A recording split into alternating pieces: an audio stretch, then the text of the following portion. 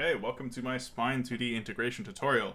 Before this starts, I need to say right off the bat, this is 100% Ishuri's doing. And while I have modified the code here and there, I can only attribute it to Ishuri because this literally would not be possible without him and without his contribution to the library that he's using for Vylocity-based Spine2d runtimes. So huge thanks to him. And big thanks to Russ as well, who made me aware of his examples and his library in general.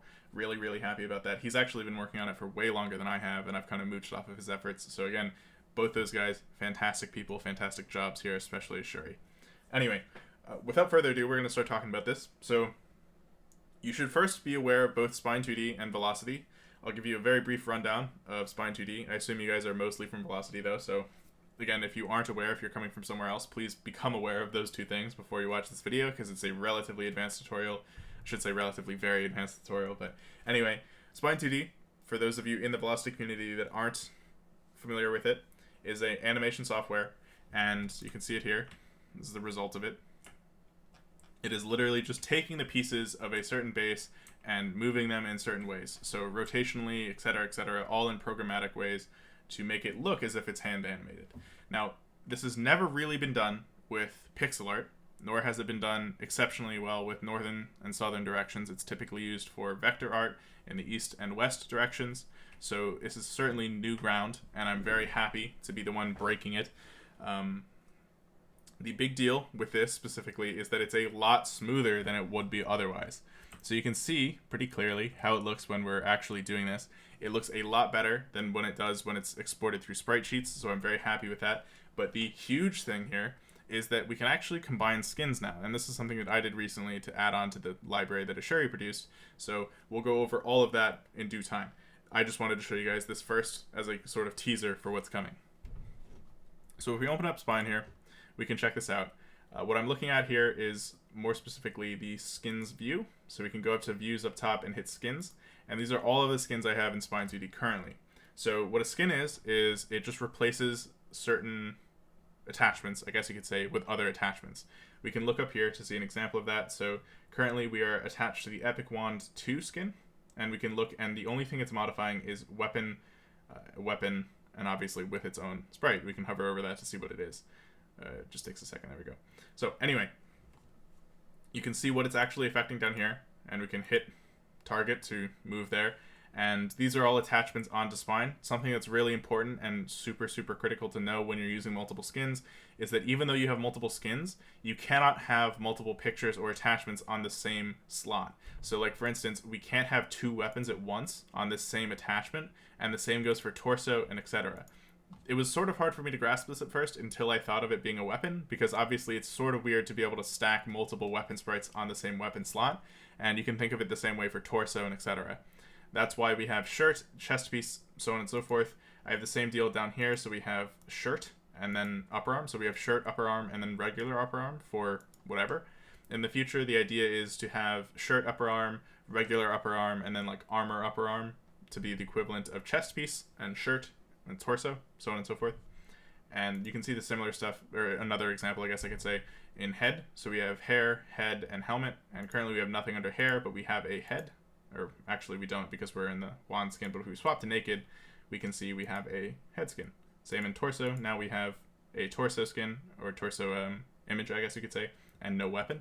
So that's something to keep in mind. If you're using multiple skins, the skeleton itself still needs to have multiple attachments if you want something to be in the same place. That, I think, is probably the best way to put it, but anyway.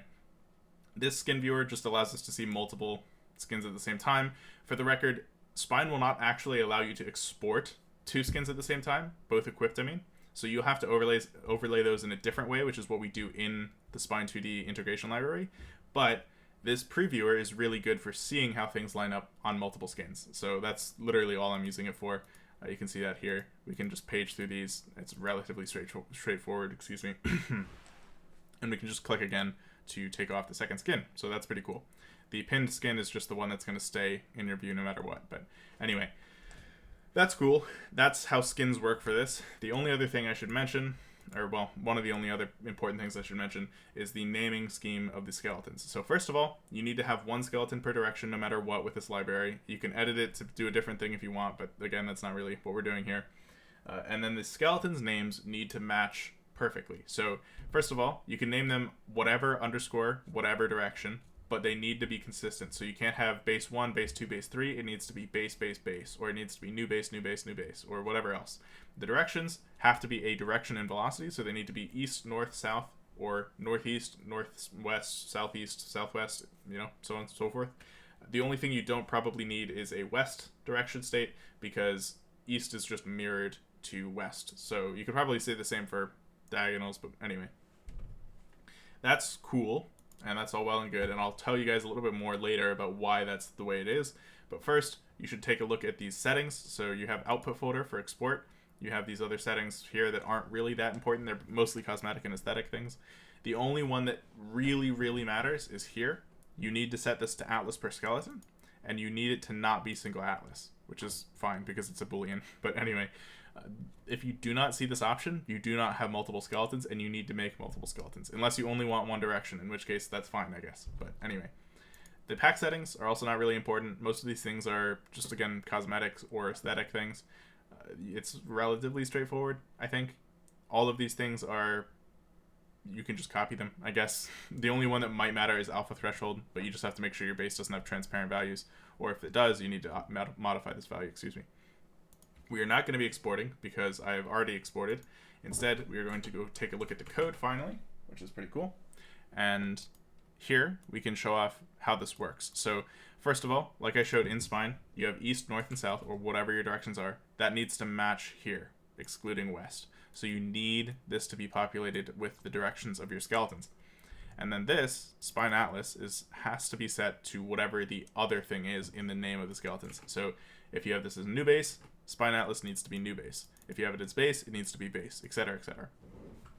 The only variable here you do not need to care about is spine skin. The reason being that spine skin here is not being used.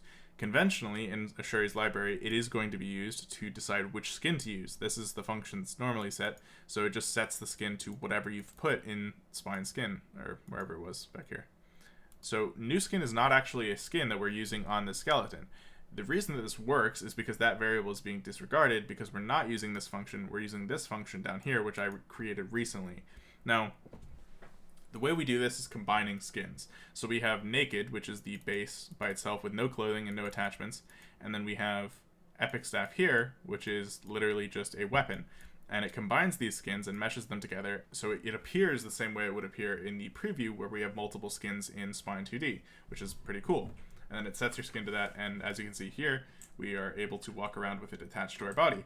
Now, this is really simple to change, almost as simple as it is in the actual program, so we can just swap that over there, and as soon as we load it up, this will be functioning perfectly, which is pretty cool. You can actually see it working nicely. It will slide occasionally if we don't stop before moving. That's not a thing with Spine2d, that's a thing with this library and this test project. It's just something slapdash together, so don't worry too much about that. It's, again, not an animation thing. But anyway, that looks really nice, I think, and again, the variability of this and the versatility of it is insane. I'm really, really happy with that. We can even test out like tomes. We can go epic tome 1 or whatever. Obviously there's more, but we don't have to test everything. I just want to show this off to you guys because I think it's very, very nice. Now, one thing that you might notice is the back arm is actually going above the tome. Now, this is something I planned out, and I wanted to show you guys how easy it is to fix stuff like this. So I mentioned it early in the video, but one of the things that Spine2d is really great for is making modifications to animations.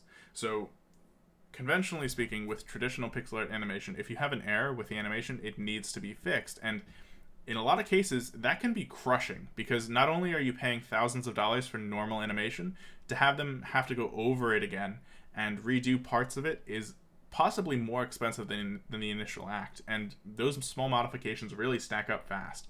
So one thing that's really nice with this, and obviously you wouldn't get a layering issue like that with traditional animation, but you get the idea.